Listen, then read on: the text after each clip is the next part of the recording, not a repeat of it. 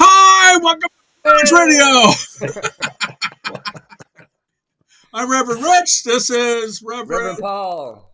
and we have a very special guest today, Keith Horwitz, who's a reverend in the Agape Ministry, which he's going to explain it to us after we do our first prayer, because this is Prayers Radio, and we are only about prayer, which is in Science of Mind, which is about Ernest Holmes. And Paul, you're supposed to say something. An affirmative prayer.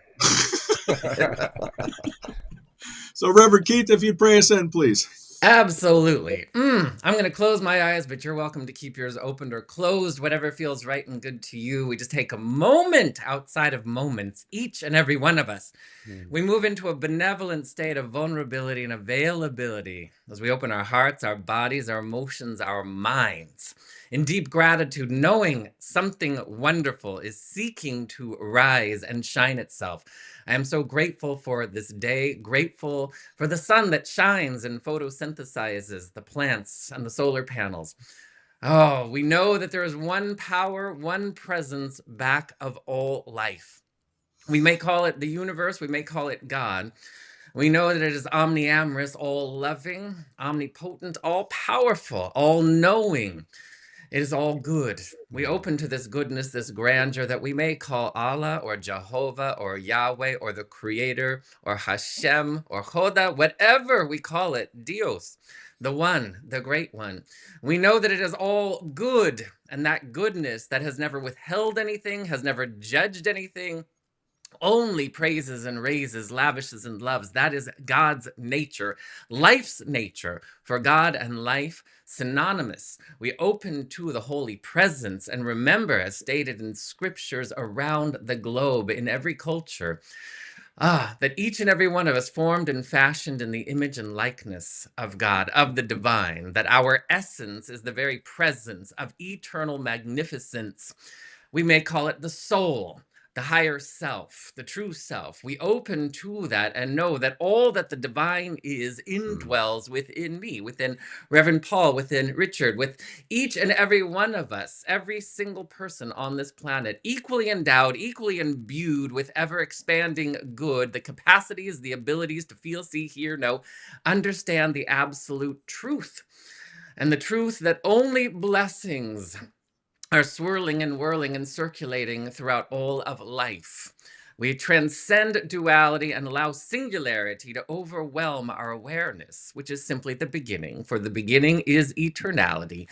And I speak this word of blessing, blessing our time together, blessing it as a time of revelation, rejuvenation, inspiration, invigoration, and complete alignment with the divine idea of our lives, allowing it to be good, for we heal, grow, and expand in benevolent, dynamic, profound, immediate, immaculate, and glorious ways.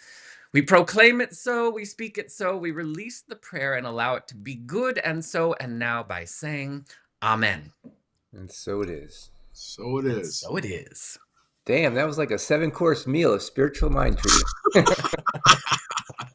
Well, Reverend Keith, or can I call you Keith? Sure. Okay. So Reverend Keith is over at soulcenteroc.com, and that's where he has his Sunday services. His personal site is keithorwitz.com for our people that don't know how to spell, so that they can look him up directly.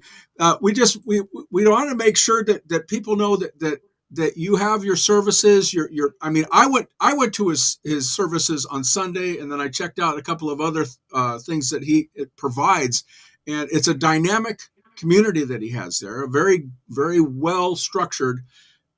Can I say that? Or a lot of nice people there. So it's something you should check out. But why don't you tell us a little bit about yourself and the things that you'd like to plug about your site, or anything else that you'd like to do? Well, first and foremost, the me that is today is radically different than the me that was 25 plus years ago. Prior to what I call, I had, might even seem cliche to some regard, but I had after a culmination of stress and living through panic attacks and having anxiety, and really just being part of the status quo and living from my ego primarily. Not really having, I didn't have a spiritual practice. I believed in God, but I didn't do anything about it. I was raised a mutt in a family that, a Jewish father and a Catholic mom, but we did nothing. So I had no religious real influence. We like to celebrate all the holidays. But it was really, it was pretty much crisis that brought me to the spiritual awakening. And in that crisis, I had a mystical experience where I felt the presence of God, the presence of the universe, the presence of grace and beauty. And I felt a wisdom that came with it that compelled me to transform.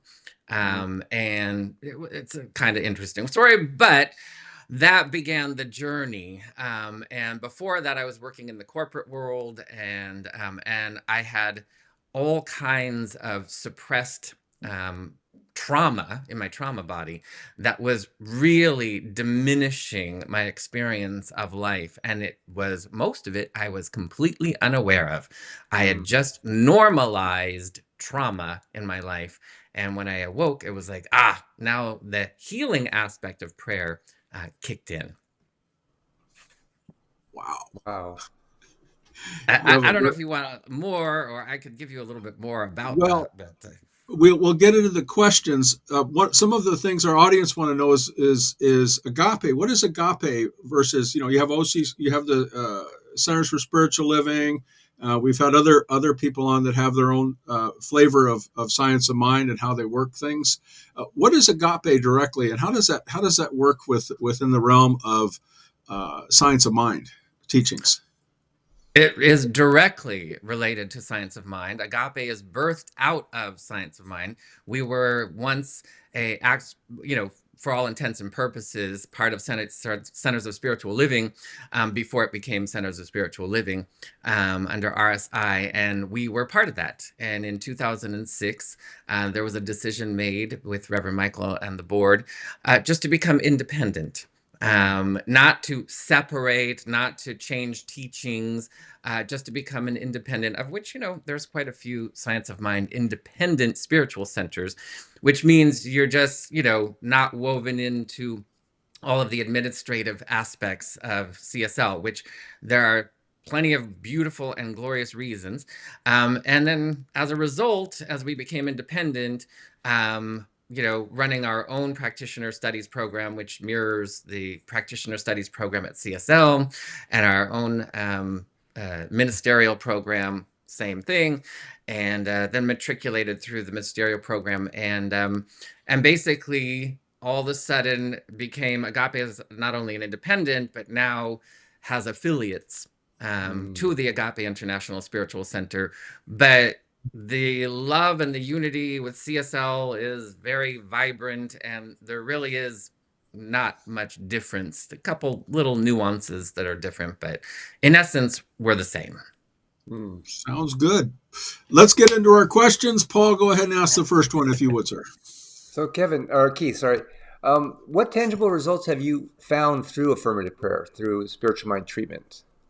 Well, I think the most rewarding aspect, because when I first started, it's an evolutionary experience. When you first start through prayer, affirmative prayer, spiritual mind treatment, it takes getting used to.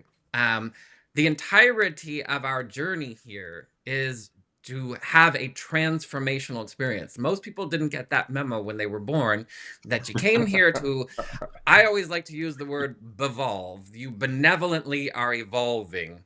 A lot of people are devolving over the course of life. And so to bevolve, or to evolve into who you truly are, you want to follow a practice and principles. And in our principles and practices, affirmative prayer or spiritual mind treatment is prayer. Really, that's what it is. It's prayer, but it's been broken down where the forefathers and foremothers of our movement, whether it be Mary Baker Eddy or Ernest Holmes or the Quimbys, they were like, I want to know, how does all of this work? What is Christ consciousness? How does that work? What is the nature of miraculous living? And so they do like what I do is I bring it all into my spiritual laboratory. Our life is our laboratory. And Mm. so as you move into affirmative prayer, you're basically saying, this is the ideal that I'm after. And how am I going to be able to achieve that ideal? Now, I'm going to also have to qualify a little bit too. Ideal would be the divine idea, the highest, greatest, grandest vision and version of whatever it is that is seeking to rise and shine Mm. through us. Whether that's a relationship, whether that's my prosperity or career, whether that's my body temple. What is the ideal? And then you bring in, through spiritual mind treatment or affirmative prayer, a process that allows you to move into an acceptance, a revelation, a realization of that. And it is a feeling tone and it is a vibration. Mm. And it's something that you really want to know. So for me, I started out with affirmative prayer and spiritual mind treatment, kind of awkward. It was a little clumsy at first, and I was a little preoccupied with manifesting certain things or having demonstrations of certain things. But I'm pretty close to finishing my first book on prayer. And just real quickly, one of the things that I noticed is that there are what I've put down as 4 levels, 4 stages of prayer. Level 1 is a beseeching prayer, which many people, Mm. when you're in a beseeching state of prayer, oftentimes that's the most where God is outside of me. It's a separate entity. I'm usually people when they're beseeching are in a state of crisis. And so they're like, begging, like, please help me, please pay my rent or whatever that may be. Um, on the low end of beseeching, it is infused with doubt and worry. And as you become aware of the vibrational frequencies of doubt and worry, how that diminishes the actual what you're after. On the high end of beseeching, it's like I'm asking for help. And that's actually a really good thing. There's going to be times in life where we're going to ask for help. That opens the Mm. door.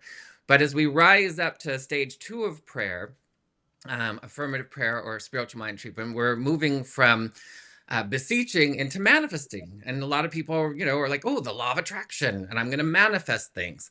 At the low end of the law of attraction or the low end of manifesting, it's really being choreographed or orchestrated by my ego. I'm trying to Mm. connect with wants. And to me, I'm going to say that the word want is I want this, that's more associated with my ego, versus capital D desire, which is my soul. My Mm. soul, which that energy is connected with the law of emergence, which is what's seeking to emerge from me, from my whole, full, soulful self, from the divine. So on the low end of manifesting, it can be very ego driven.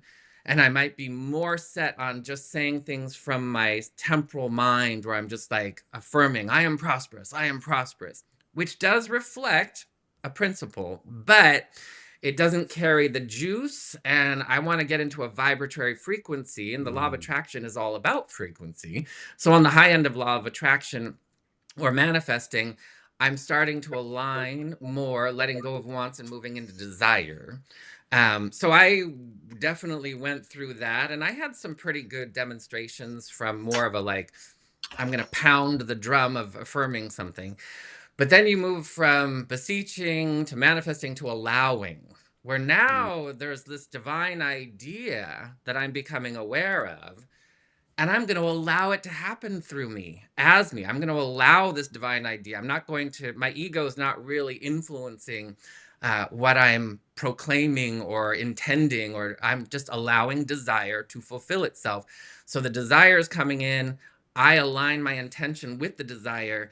And now I'm in more of an allowing. It's a higher vibrational frequency of prayer. And then the ultimate is the, and on the low end of that, you're going to experience more of like, there might be some doubt. Maybe I'm in the vibrational frequency. I'm doing the prayer. Then I leave the prayer and I go back out into the world, and maybe a little doubt creeps in, like, oh, I don't know. On the high end of allowing, you're confident, you're faithful. You've actually touched the hem of the garment of the answered prayer, where you can already feel, as we say in our community, as it is done in the mind of God. It is done.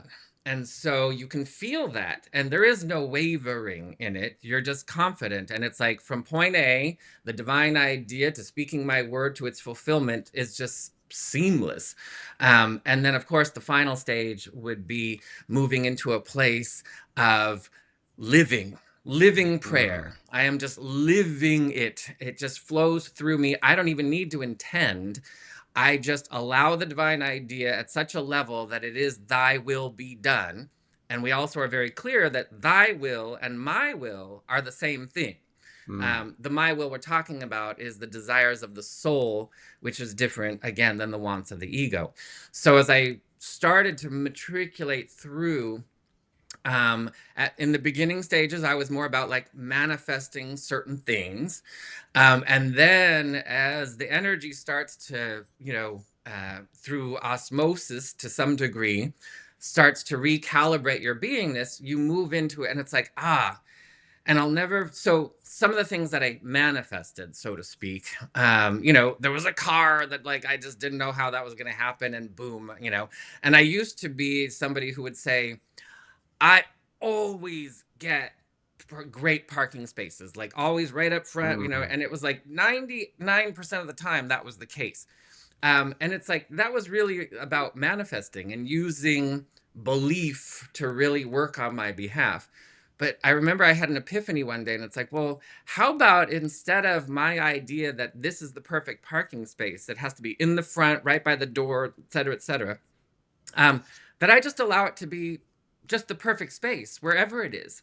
And I remember it was very clear one day where it was like, I had decided, because this is what prompted that, I had decided that I wanted to get more walking in, more exercise. And so one day I pulled into a parking lot and I couldn't find a space. It was a lot further away. It's like, hey, what's wrong with my manifesting skills? I park up front. I'm a great manifester. And it was like, oh, well, now two wants had collided. The belief and the idea that I get these perfect parking spaces. Oh, but I want more exercise. But I wasn't actually doing anything about the exercise. And so it's like, oh, parking over here affords you to walk more, which gets you more exercise. And it was like, oh, so the universe is always, you can't trick the universe. It knows how to read your energy and it's going to answer accordingly. So then I was like, so whatever is the best space is fine with me, whether it's close or far, something wonderful is going to take place. But probably my most, as I've evolved, and again, our prayer practice, if there's anybody out there, practitioner, minister, anybody at all that thinks like once you learn the steps of affirmative prayer or spiritual mind treatment, like, okay, I got it, I'm done. Like, oh no. It is going to grow you, expand you, take you to the next level. It is going to inspire you, bring forward insight. And so the most poignant thing was and this would be, you can kind of bounce between a couple levels. Maybe one day I'm kind of more of a beseeching and another day I'm more of it in the allowing, whatever it is. But I walked into a situation, something I had been invited to that I didn't really know anything about. It was a special gathering with special people for a particular reason in a particular group. And I got invited and I remember walking through the doors and I was like, I felt the desire for the prayer and the answer at the prayer at the exact same time. And I was like, oh my God, I didn't even pray this. I felt the oneness and the unity together. And I was like, now that's really thy will be done. That's that high form. And I was like, and that was just telling me that, something magnificent is taking place and it just compels you to go deeper and higher. Well, I'll tell you, you've answered a bunch of the questions that we're normally going to ask. That's why we give the list ahead. But I'd like to, go through some of the other questions that you may not have answered yet, and then I'll just Paul and I will tag team on some of the items. But one of the things that our listeners like to know is, you've already talked about how you stay grounded in prayer, but how does Reverend Keith wake up in the morning and say, this is my day, or how do you do this for yourself? Yeah, how do you start the day? Well, thankfully, I've surrendered to these natural circadian rhythms, where I basically wake up at 5 o'clock in the morning. I move into basically go into meditation and prayer. I always like to have a spacious morning filled with, timelessness. Um, I used to be a little bit more intentional, but now I am more revelational, where I allow the intentions to reveal them, the desires to Mm, reveal themselves to me. It's kind of like the difference between visioning and visualizing. Mm, Visualizing, I'm making myself see, the car or the house or the whatever. Visioning, I'm allowing spirit, my soul, to show to me. So I'll allow myself to sit in that kind of a meditative experience and allow the quote unquote marching orders, so to speak, and really surrender to that. Every part of, I have a prayer partner. We pray every day. I have a sacred circle where we come together every week. Prayer is, ceaseless prayer, which is the thing that enamored me when I walked into mm, Agape, um, has just continued to grow. And the thing I like most about science of mind, the thing I like most about New Thought and affirmative prayer and spiritual mind treatment is it takes you out of, like, if you've ever heard somebody say like, oh, my ADHD, or oh, my whatever acronym they have, and they're kind of owning a particular mm. diagnosis or phenomenon. And I don't want to make that wrong or bad, but it doesn't exactly behoove you. And so as you start to speak and learn affirmative prayer, and spiritual mind treatment, you start to change the way you speak. You start to change the way you think, Think. and you're going to start interrupting things. And for a while, it's kind of like, ooh. And I always called it my Homer Simpson moment, where I'd catch myself saying something and go, nope, like, and it's like, nope. And then you requalify it. yeah, And yeah. it takes a little getting used to, but now I've gone from kind of monitoring what I'm saying to an eloquence that comes through, where everything you're going to end up saying is going to be part of that prayer. So, Mm. and the rest of the principles, being very mindful of other people and being of service. And so just throughout the day, really allowing a prayerful awareness, because prayer moves from being a practice to just a way of life. It's Life. just All right. I'm the living prayer. So it Hey, can sounds like you? the you've actually covered the part where when you're triggered, how you actually use it in practice. Why Oh, don't. I'll give you a really good triggered story, because I used to get triggered all the time. So, but I had set an intention that I wanted to have really profound, beautiful, nurturing, loving, close relationships with people. I've never been a real fan of small talk, where you just jibber Mm, jabber about, current events and the weather and all that. Um, so I was sitting there and I was like, yes, this is what I'm after. I'm after deep, intimate. And so I was at Agape one day, and I saw, well, so I'm going to have to merge these two. I saw a woman walk in the parking lot, and she was about 100 feet away from another woman. And they saw each other, they recognized each other, and they started running towards each other. And I'm just watching it. And I'm mm, seeing them kind of like as though they're in slow motion. And then they hug, and they're so happy to see each other. And I'm like, that's what I want. I want mm. that like real deep connection, and where you just feel when you're sitting with people. So a little while later, a few days later, I was at Whole Foods. I was in the parking lot. I'd got some things. I was coming out to my car, and I get in the car, and when I open my door hits the car next to me, which is a brand new black Mercedes, and I was in my car that was white. And I closed my door. Unbeknownst to me, I did not know that the gentleman who owned that car was in the car, and Ouch. he heard the bang. And I looked, and I didn't see any damage. So I closed my door, and I'm getting ready to go. And then all of a sudden, this man comes out in a rage, and he's pounding on my windshield, and it startled me, and the adrenaline and the fight or flight response started to come up. But I had set an intention, and this is where being proactive with your intentions really pays off. I had set an intention that no matter what is going on in my life, if something bad happens, I'm going to immediately try to go right to what's good about all this.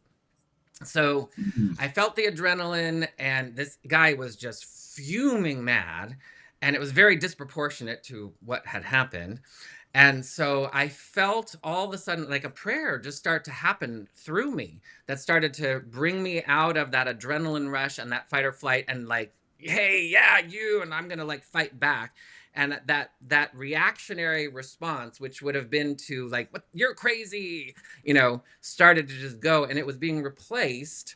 And it probably took over maybe 20 seconds for that to happen. It was very timeless. And so I rolled down the window, and all of a sudden, instead of seeing an angry man, I saw a very young boy. I saw somebody who had not been heard, wasn't being listened, was left out of things. I just saw somebody, and the compassion rose. And I knew that what had happened had nothing to do with the bump of the door, because nothing had happened really. I knew it was a trigger to something way bigger. And so I wanted to do, as Howard Thurman would say, I want to be for someone what they need at the moment they need it. And so I dropped into that place. It was mystical and magnificent. And he kept saying to me, and he's, you're an a-hole, and you're this. And he was calling me all these names as he was yelling at me. And in nanoseconds, I was like, oh, because it didn't really apply there. But I had experience. I remembered in nanoseconds, there were times when I was those behaviors earlier in life. And so I turned to him, and I just looked at him in the eyes, and I rolled down my window all the way, and I said, you know what, sir? You're right. And I am really sorry. And I did not mean to do that. And I really apologize. Now, there were people watching, and they were kind of like, if we went into a court of law, he would have been like, everybody would have said, you're crazy and this is disproportionate. But it didn't matter. I wanted to establish closer relationships. All of a sudden, when I did that, the man went like, oh, okay. And he just totally came down and felt heard and seen and appreciated. And it was sincere. I wasn't doing the polite, let me placate you. It was real. And I just felt like, oh my God, that is delicious. Delicious, where all of a sudden that trigger just dissipated and turned into a compassion where we weren't at odds with each other. And that was it was a beautiful experience. So we're at the 3-minute mark. Oh, okay. So we're going to need to shotgun some questions here to make sure that we get those quick. questions in. Paul, would you like to shotgun some of the ones that are at the bottom of the list, if you would? Yeah, actually, I want to shotgun. Can you bring us through your steps of prayer? Because it's pretty powerful when I saw you on the video. Oh, yeah. Oh, yeah. So traditionally, I'm assuming it's still the same at CSL, there's the 5 steps of prayer. Right, we 5. at Agape, and so we add on the front of the prayer gratitude. Gratitude is an energy that opens your heart. And gratitude is different than Thanksgiving in that. Gratitude is things that have happened that I'm grateful for now. I'm grateful for my home, or I'm grateful for, and it opens your heart, and energetically it's priming you to move into what was traditionally the first step, but is now our second step, which is recognizing God. And recognizing God is something where you want to make that real and personal and own it. Like, how do you experience the divine, and however you call the higher power, making it intimate and real? And so gratitude opens it up. It makes it easier when you're creating coherence with gratitude between your mind and your heart. And so then it makes it easier to be like, to be in awe of the divine and start the journey, which is what affirmative prayer and spiritual mind treatment is doing, where then I move into unification, where I am realizing I am one with the one. I am not separate. There's no man in the clouds that may or may not grant me my, my petition. I am one with the one. And then when you start feeling your oneness, which is intimate and delicious, and so you have to describe it, but you're not describing it from an intellectual, maybe at From the first, heart, right? but you want to move into like, let your heart tell you what that means. And then moving into realization, and this is the part in affirmative prayer or spiritual mind treatment, especially in a 5 or 6 step, where if there's a condition, I'm going to speak the truth about prosperity or wellness. Different forms of affirmative prayer would leave that out, in like a evocation or a benediction. But when I'm speaking about, I want to really address something. So I'm going to realize the truth. So for example, prosperity. The universe never withholds anything. Some people have this misunderstanding that maybe God is saying like, no, that's not for you. No, the universe is always giving, always vibrating at yes, never withholding. So if I'm realizing that truth, it means I will accept it. I will know it from not only a belief, but from knowingness. And then when I move into Thanksgiving, now towards the end of the prayer, the Thanksgiving, the differentiation between gratitude and Thanksgiving. Thanksgiving is I'm connecting with where it is already done, the spiritual principle, the spiritual idea, where it's done in the mind of God, in the brilliance of the eternal truth. And I can feel where it's already done, but it hasn't matriculated into space and time yet, but I can feel where it's done. And so I'm grateful in advance. I'm grateful in advance for what is already done in the mind of God. And then the law of growth kicks in and it allows it to come into form. So this really is a synthesis of efficiency. And then, of course, we release the prayer because it is not us that is going to force or effort to make any of this happen. It's the law of creation that is going to bring it forward. So we release it with confidence and faith to allow it to return to us fulfilled. So that's basically, the quick synopsis of that. So, Paul, do you want to ask one more question, or do you just want to do the closing part? Let's do the closing part, but I would love to have you back on here to keep going with this. Yeah, but this felt like 3 minutes. I know. Well, what would you want our audience to take away from this talk right now? Really, that right now, wherever you are, no matter what's going on, if you're experiencing a crisis or you're experiencing joy, because false positives are where I feel happy because I have this and I have that, and a false positive is where, if I have this money, then I'm happy, but if I don't, I'm not. So some people are living in a false positive reality. Some people are living in crisis. Some people are living in a more genuine. But I'm going to just say, really, wherever you are, you want to participate in having a direct experience of the divine as your life. And it doesn't matter where you are, what's going on. You can start wherever you are and allow these principles. That's one thing we didn't really get to, because the laws and the principles that govern this is what really makes it so delicious, and it makes it where it becomes tangible. So that's what everybody wants. They want it to be relatable, tangible, real in their experience. So I would just say, explore and let it be fun. Let it be a loving, benevolent, beautiful. I always, every day on my daily affirmative prayer that I do live, I always say, we heal, grow, and expand in benevolent, dynamic, profound, immediate, immaculate, efficient, and glorious ways. That's an intention, because I went through where I healed, grew, and expanded in arduous, hard, awful ways. And it's like, you know what? There's a better way to do it. So that's what I would like people to explore. We'll make sure we plug your site. We plugged your personal site, KeithHorwitz.com, in the beginning of the show. And then his center is soulcenteroc.com. I really suggest you come and check it out. And he has a lot of different activities that are going on right now, and you want to check that out. And what's really wonderful about it is that, you talk the talk, you walk the walk. I saw your center. I saw how you presented it. It was fantastic. And he usually has a pre-meditation every Sunday. So you might want to check it out because it was really cool. I'm Reverend Rich of Prayers Radio. This is Reverend Reverend Paul, I am spiritalive.com. And would you pray us out, Reverend Keith? That would be great. Absolutely. Oh, I'm just grateful for this time, grateful to know that there are millions, millions of like-minded individuals that are simply saying yes to the sublime divine, knowing that each and every one of us, as we open our hearts, our bodies, our emotions, our minds, remembers the truth that there is one omniamorous, all-loving power and presence that seeks nothing less than to radiate bliss. Bliss is life's nature. Bliss is God's nature. Therefore, it is our nature.